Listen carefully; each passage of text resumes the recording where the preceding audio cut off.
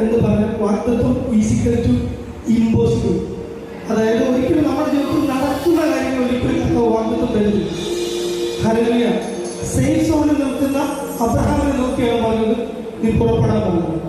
Hallelujah. വീട്ടിൽ ഒരു അർഹതയും ഒരു മാന്യതയുമില്ലാത്ത വ്യക്തികളായിരുന്നു ദാവീദും അതുപോലെ തന്നെ യോസേഫ്. പക്ഷെ അവരോട് പറഞ്ഞ വാഗ്ദത്തം ദൈവത്തിന് അവരെ പറ്റിയുള്ള സ്വപ്നം വളരെ വലുതായിരുന്നു. എന്ന് പറയുന്നത് തന്നെ എൻ്റെ ജീവിതത്തിൽ സത്യം പറഞ്ഞാൽ വലിയ സ്വപ്നങ്ങളൊന്നുമില്ലാത്ത ഒരു സാധാരണ വ്യക്തിയായിരുന്നു. എൻ്റെ ഒരു +2 ലൈഫ് വരെ ഞാൻ ഭയങ്കര അസാധാരണമായ ഒരു ഉഴപ്പനായിരുന്നു. പള്ളി പോകുന്നത് എനിക്ക് ഇഷ്ടമല്ല. ഞാൻ കൂടുതൽ ഈ യൂത്തിനോടാണ് കൂടുതൽ സംസാരിക്കുന്നത്. അതുകൊണ്ടാണ് ഞാൻ ഇങ്ങനത്തെ ലാംഗ്വേജ് ഉപയോഗിക്കുന്നത്. അപ്പം ഞാനിങ്ങനെ എന്താ ഭയങ്കര ഉഴപ്പനായിരുന്നു. അപ്പം നമുക്കറിയാലോ, എപ്പോഴും ഇവിടുത്തെ മാതാപിതാക്കളൊക്കെ ശ്രദ്ധിക്കുകയായിരിക്കും, ഏതെങ്കിലും നല്ല പാസ്റ്ററെ കാണുമ്പോൾ നിങ്ങളുടെ കുഞ്ഞുങ്ങളെ മുമ്പോട്ട് നിർത്തി ദൈവമേ ഇവന്റെ ഉഴപ്പ് മാറാൻ വേണ്ടി പാസ്റ്റർ ഒന്ന് പ്രാർത്ഥിക്കണമെന്ന് പറഞ്ഞ് തലയിൽ കഴിച്ച് പ്രാർത്ഥിക്കുകയാണ്. നമ്മളെപ്പോഴും ചെയ്യാറുണ്ടെന്ന് തോന്നുന്നു അങ്ങനെയൊക്കെ. ഇതുപോലെ എവിടെ പ്രാർത്ഥന നടന്നാലും എവിടെ ഉപവാസം നടന്നാലും പ്രിയ ഷൈജാനും ചേച്ചിക്കും ഒരു കാര്യം, ഞങ്ങൾ അമ്മയുടെ ചേട്ടത്തിലുണ്ട്, പൊടിയമ്മയാണ് പേര്. എവിടെ പ്രാർത്ഥനയ്ക്ക് പോലും എന്നെ കൊണ്ടുപോകും. എന്നെ കൊണ്ടുപോയി ഒരു 100 പാസ്റ്റർമാർ എന്നെ തലക്കൈ വെച്ച് പ്രാർത്ഥിച്ചിട്ടൊന്നും ഞാൻ നന്നായില്ല. പക്ഷെ അങ്ങനെ എനിക്ക് ഒരിക്കൽ ഇതുപോലൊരു യോഗത്തിൽ ഇന്ന് വളരെ അറിയപ്പെടുന്ന ദേവദാസനാണ്. ചിലപ്പം അദ്ദേഹത്തിന്റെ പേര് പറഞ്ഞാൽ നമുക്ക് ഇഷ്ടപ്പെടുന്നില്ലായിരിക്കും. പല അഭിപ്രായ വ്യത്യാസങ്ങളും അദ്ദേഹത്തോട് ഉണ്ടാകുമായിരിക്കും. അതുകൊണ്ട് ഞാൻ നിങ്ങളുടെ പാസ്റ്റർ ഞാനത് രഹസ്യമായിട്ട് പറയാം. ആ വ്യക്തി ഞാനിങ്ങനെ ഇടയ്ക്കില്ലപ്പോൾ എന്നെ വിളിച്ചിട്ട് വന്ന് എഴുന്നേക്കാൻ പറ്റും. ഞാൻ അവിടെ എഴുന്നേറ്റ് വരും. പുള്ളി എന്നോട് ആദ്യത്തെ ദൂത് പറയുന്നത്, നിന്റെ കയ്യിൽ ഉഴപ്പ് മുഴുവൻ മാറ്റണമെന്ന്. ഞാനത് എഗ്രി ചെയ്തു. പിന്നീട് പുള്ളി പറഞ്ഞ ഒരു കാര്യങ്ങളും എനിക്ക് അംഗീകരിക്കാൻ പറ്റുന്നില്ല. പുള്ളി പറഞ്ഞത്, നീ ഒരു വർഷിപ്പറാവും, നിന്റെ പാട്ട് കേൾക്കുമ്പോൾ അനേക ആശ്വാസമാകും, അനേക രോഗികൾ സൗഖ്യമാകും, ഭൂതങ്ങൾ അകലെയോടും, നീ അനേക രാജ്യങ്ങളിൽ പോയി ദൈവവചനം പ്രസംഗിക്കും. ഇങ്ങനെയുള്ള ദൂതുകൾ അദ്ദേഹത്തിന് പറഞ്ഞിട്ടുണ്ട്. സത്യം പറഞ്ഞാൽ എൻ്റെ അന്നത്തെ അവസ്ഥയിൽ ഞാനത് കേട്ടിട്ട് അതിനെ ഉൾക്കൊണ്ടത് എങ്ങനെയാണെന്നറിയാമോ? വെറുതെ ഒരു പെർഫോമൻസിന് വേണ്ടിയിട്ട്, അല്ലെങ്കിൽ അദ്ദേഹത്തിന്റെ വൈദ്യപ്പഴപ്പിന് വേണ്ടിയിട്ട് അദ്ദേഹം പറഞ്ഞ ചില വാക്കുകളാണെന്ന് മാത്രമാണ് ഞാനത് വിശ്വസിച്ചത്. കാരണം ഇദ്ദേഹം ഈ ദൂത്, നീ വർഷിപ്പ് ലീഡർ ആകണമെന്ന് ദൂത് പറഞ്ഞപ്പോൾ വർഷിപ്പ് ലീഡർ എന്ന് പറയുന്ന കൺസെപ്റ്റ് കേരളത്തിൽ വന്നിട്ടില്ല. ഞാൻ പറഞ്ഞത് വാഗ്ദത്തത്തെ പറ്റിയും ദൈവം പറഞ്ഞ ദൂതിനെ പറ്റിയാണ് പറഞ്ഞത്. ഹല്ലേലൂയ.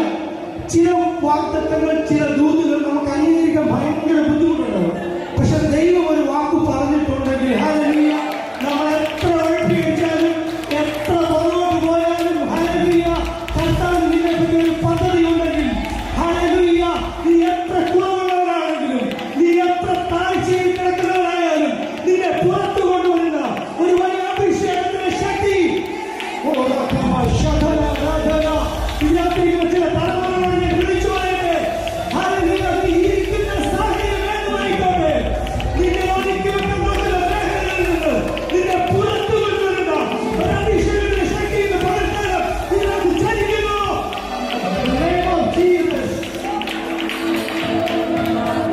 ഞാൻ വേഗത്തിൽ എന്റെ വാക്കുകൾ അവസാനിപ്പിക്കുകയാണ്. ഇങ്ങനെ എനിക്ക് ദൂത് പറഞ്ഞു. ഞാൻ പറയട്ടെ, ഈ പ്രവചനം കേൾക്കുന്ന സമയത്ത് എന്റെ ഏറ്റവും വലിയ പ്രശ്നം, ഏറ്റവും വലിയ ദുഃഖം, എനിക്ക് നല്ലൊരു ശബ്ദമില്ല എന്നുള്ളതാണ്. ഇന്ന് നിങ്ങൾ ഈ കേൾക്കുന്ന ശബ്ദമല്ല എന്റെ ശരിക്കുമുള്ള, അല്ലെങ്കിൽ എനിക്ക് ജന്മനാ കിട്ടിയിരിക്കുന്ന ശബ്ദം, ഒരു കാറ്റ് മാത്രമായിരുന്നു. അപ്പൊ എന്റെ പെങ്ങള് ഈ കുറെ എന്റെ ഒരു 10-12 വർഷം മുമ്പ് വരെ എന്നെ കളിയാക്കുമായിരുന്നു എന്റെ ശബ്ദത്തെ പറ്റി. എന്റെ ശബ്ദം ഒരു വലിയ പരാജയമായിരുന്നു. 4 പേര് കൂടുതലത്തേക്ക് ഇങ്ങനെ നിന്ന് പേര് പറയുമ്പോൾ ഞാൻ 9ാം ക്ലാസ്സിൽ പഠിക്കുമ്പോൾ ഒരു പുതിയ സ്കൂളിൽ ചെന്ന് ചേർന്നു. അപ്പം അവിടെ വന്ന അധ്യാപകർ എന്നോട് പറഞ്ഞു, ഞങ്ങൾ 2 പേരാണ് പുതിയതായിട്ട് വന്നത്, ഒരു പെൺകുട്ടി ഉണ്ടായിരുന്നു, ഞാനും ഉണ്ടായിരുന്നു. അപ്പൊ വേറെ പോലെ നടുവട്ടം പള്ളിപ്പാട് നടുവട്ടം സ്കൂളിലാണ് ഞാൻ 9ാം ക്ലാസ്സിൽ പഠിച്ചത്. അപ്പൊ എന്നെ മുമ്പോട്ട് വന്നിട്ട് നിങ്ങളുടെ പേര്, നിങ്ങളുടെ സ്ഥലം, നിങ്ങൾ നേരത്തെ പഠിച്ച സ്കൂൾ, ഇതൊന്ന് പറയണമെന്ന് അധ്യാപകർ ആവശ്യപ്പെട്ടു. ആ പെൺകൊച്ച് ചെന്നിട്ട് മാന്യമായിട്ട് അത് വിവരണമൊക്കെ പറഞ്ഞിട്ട് ആ പെൺകൊച്ച് പോയിരുന്നു. ഞാൻ അവിടുന്ന് ഇറങ്ങി വരുന്നില്ല.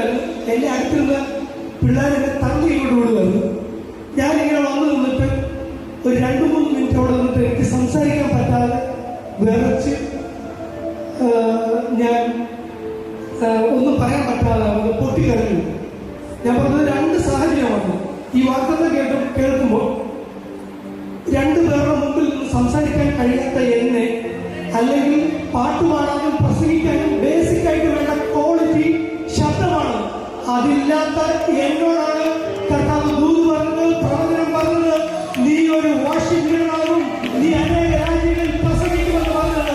അതിനെ കർത്താവിന് തെറ്റുപറ്റിയതല്ല.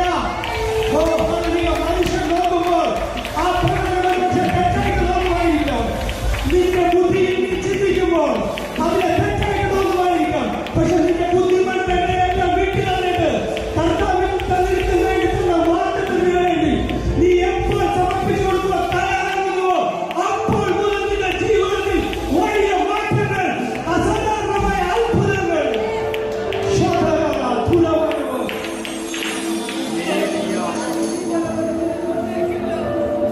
അങ്ങനെയാണ് ഇന്ന് പകൽ ഇവിടെ നിൽക്കുന്നത്. കാരണം ദേവദാസനെ ഇൻട്രൊഡ്യൂസ് ചെയ്തപ്പോൾ ഒരു വലിയ പാട്ടുകാരനെന്ന് പറഞ്ഞു. വലിയ പാട്ടുകാരനൊന്നും അല്ല, പക്ഷെ ഒരു പാട്ടുകാരനെന്ന് പറഞ്ഞല്ലോ. പക്ഷെ യോഗ്യതയില്ലാത്ത സ്ഥാനത്ത് ദൈവം യോഗ്യത തന്നതാണ്. എല്ലാ പ്രിയപ്പെട്ടവർക്കുള്ള നന്ദി വിഷയം.